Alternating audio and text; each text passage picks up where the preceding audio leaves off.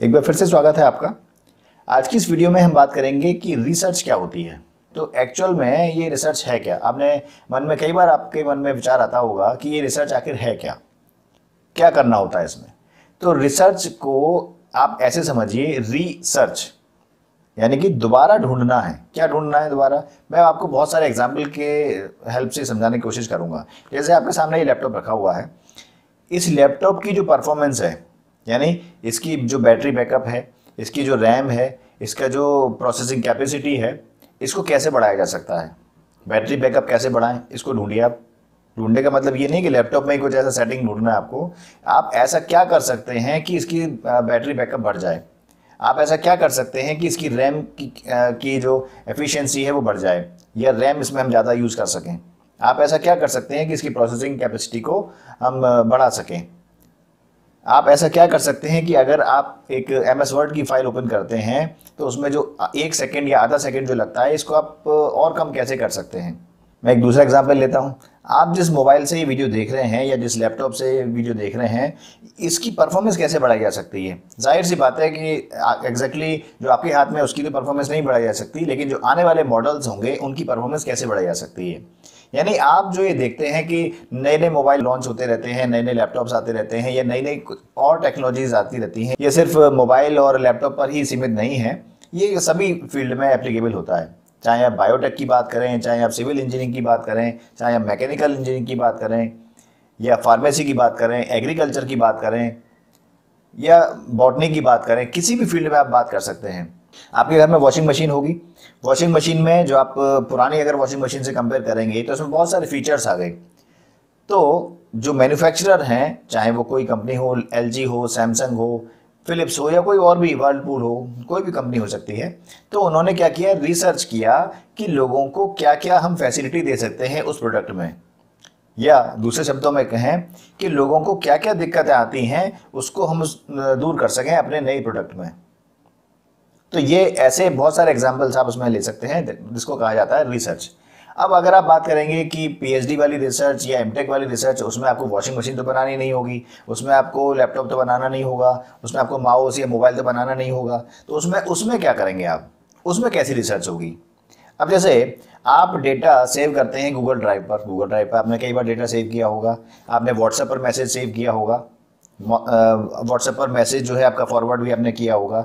तो एक्चुअल में वो डेटा कहाँ रखा हुआ है, आपको मालूम है वो कहाँ पर स्टोर है। एक्चुअल में आपने फेसबुक पर कोई डेटा पोस्ट किया कि आप बर्थडे सेलिब्रेशन कर रहे हैं, या किसी आप रेस्टोरेंट में गए हैं, या होटल में गए हैं, या किसी पिकनिक स्पॉट पर गए हैं, तो वहाँ की आप सेल्फी लेकर आप पोस्ट कर रहे हैं। और आज से 2 साल बाद, 3 साल बाद, या 5 साल, 10 साल बाद फेसबुक आपको रिकॉल कराता है कि आपकी मेमोरी है, देखिए आपने उस दिन ये फ़ोटो पोस्ट किया था। तो आपने क्या अपने मोबाइल में सेव किया था वो फ़ोटो, या आपके पास वही मोबाइल है वो 5 साल पहले वाला, या आपके पास वही लैपटॉप है। ऐसा नहीं होगा, ज़रूरी नहीं ऐसा हो। तो फेसबुक ने क्या किया, उन फोटोज़ को, उन वीडियोज़ को, उन आपकी पोस्ट को सेव कर लिया। लेकिन कहाँ, वो क्लाउड पर। अब क्लाउड क्या होता है इस पर हम कभी और बात करेंगे अलग वीडियो में, लेकिन अभी हम बात कर रहे हैं रिसर्च पर।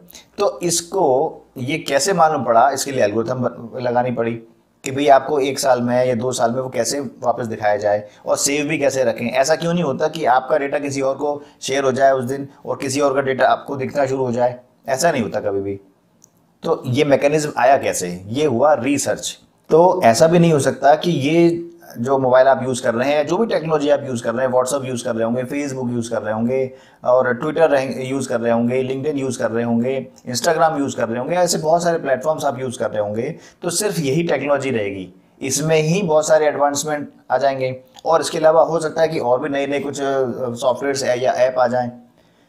तो ये ऐप आते क्यों हैं, ये सॉफ्टवेयर्स आते क्यों हैं, ये होते हैं रिसर्च के बेस पर। यानी आपकी हमारी जो रिक्वायरमेंट रहती है कि इसको और बेहतर कैसे किया जा सकता है, उसके बेस पर रिसर्च की जाती है, और उसके बेस पर ये सॉफ्टवेयर्स या उसके प्रोडक्ट्स बनाए जाते हैं। तो अब फिर भी अभी भी क्वेश्चन ये पूरा क्लियर नहीं हुआ कि PhD वाली रिसर्च में और MTech वाली रिसर्च में क्या करना है आखिर। तो मैं आपको एक एग्जाम्पल देकर बताऊं। जैसे आप रेलवे रिजर्वेशन सिस्टम की बात करें, यानी आप प्लेटफॉर्म पर वहाँ पर खड़े हुए हैं, रेलवे रिजर्वेशन का जो प्लेटफॉर्म वहाँ पर काउंटर होता है, वहाँ पर आप हैं, और वहाँ पर मान लीजिए कि 4 विंडो हैं, उन 4 विंडो में अलग अलग क्लरिकल स्टाफ बैठा हुआ है, अपने अपने सिस्टम यूज़ कर रहे हैं और वहाँ पर क्यू लगी हुई है। अब मान लीजिए कि जो काउंटर नंबर 3 है, वहाँ वाले जो क्लर्क हैं, स्टाफ हैं, उनको किसी वजह से, अर्जेंट काम की वजह से जाना पड़ा। हो सकता है कि पानी पीना हो उनको, हो सकता है उनको वॉशरूम यूज़ करना हो सकता है उनको फ़ोन कॉल आ जाए, या हो सकता है कि उनके बॉस ने उनको बुला लिया हो। तो इमरजेंसी में उनको जाना पड़ सकता है, अचानक से जाना पड़ सकता है। लेकिन उनकी जो क्यू है, जो उनके काउंटर पर लगे हुए लोग हैं, उनका क्या करें? तो उनको हम रीयूज़ कर सकते हैं। रीयूज़ का मतलब ये है कि जो प्रोसेसर खाली है, जो सिस्टम खाली है, जो कंप्यूटर खाली है, उसको कैसे ऑप्टिमाइज़ करें, क्योंकि उतने टाइम के लिए कंप्यूटर खाली है। तो क्यों ना कुछ ऐसा सिस्टम, ऐसा टेक्नोलॉजी बनाया जाए कि उस सिस्टम को हम यूज़ कर सकें, जिससे कि उन जो पैसेंजर्स वहाँ पे जो खड़े हुए हैं, उनका टाइम कम से कम लगे, उनका वेटिंग टाइम हम कम से कम कर सकें। अगर आप वेटिंग टाइम 10 सेकंड से घटाकर 5 सेकंड कर सकते हैं तो ये अच्छी रिसर्च है। इसके बाद भी ऐसा नहीं है कि रिसर्च एक बार हो गया तो उसके बाद आप वहाँ कोई स्कोप नहीं है और एक बार रिसर्च हो गया तो वो एंड हो गया, ऐसा नहीं है। अगर आपने 5 सेकंड कर दिया उस वेटिंग टाइम को, तो फिर से आप उसको 4 सेकंड कीजिए। आप नहीं कर पा रहे हैं या नहीं करना चाह रहे हैं तो कोई दूसरा करेगा। इसी तरह से कि 4 सेकंड से हटाकर उसको 3 सेकंड पर लाना है, 3 से हटाकर 2 पर लाना है, 2 से हटाकर 1 पर लाना है, उसको मिली सेकंड में लाना है, फिर माइक्रो सेकंड में लाना है, फिर वेट ही ना करना पड़े, 0 वेटिंग टाइम कर दिया जाए। तो ये सब कुछ रिसर्च ऑनगोइंग चलती रहेगी। तो क्या कभी इसका एंड है? इसका कभी कोई एंड नहीं है। रिसर्च हमेशा ऑनगोइंग प्रोसेस है। ये नाम ही जैसा कि ये शो करता है, रिसर्च। आप ढूंढते रहिए, नेक्स्ट आप लेवल ढूंढते रहिए, उससे और बेहतर कैसे किया जा सकता है। तो रिसर्च जो एमटेक और पीएचडी वाली जो रिसर्च होती है, ज़्यादातर केसेस में उनको पहले रिसर्च पेपर लिखने होते हैं।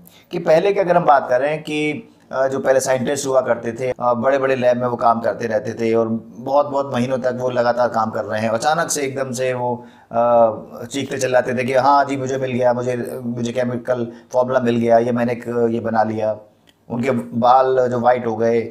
ऐसा कुछ आप बुक्स में या कुछ ऐसा देखते होंगे। लेकिन आज के ज़माने में ऐसा नहीं देखा जाता। इसके लिए क्योंकि सिस्टम बन गया है। इस सिस्टम के लिए हम कह रहे हैं रिसर्च का सिस्टम बन गया है। इस पर हम आगे भी बात करेंगे।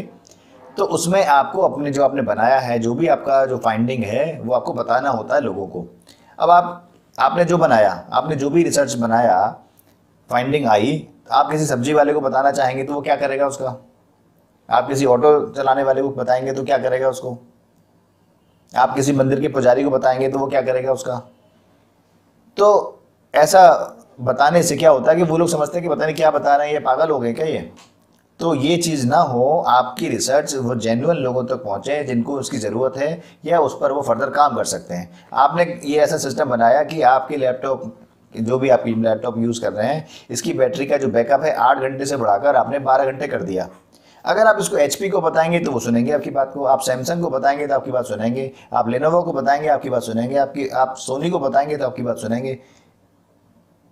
लेकिन आप किसी साधु महात्मा को बताएंगे तो वो क्या करेंगे? बोले लैपटॉप क्या होता है, मैं तो वही नहीं जानता। तो ऐसा ना हो, इसके लिए ही रिसर्च का पूरा प्लेटफॉर्म बनाया गया है और वहाँ पर आप अपनी चीज़ों को रखते हैं, लेकिन वो ओरल ना हो, आप बाद में स्टेटमेंट चेंज ना कर दें या आप भूल ना जाएं आदि बात। उसके लिए आपको लिखकर बताना होता है।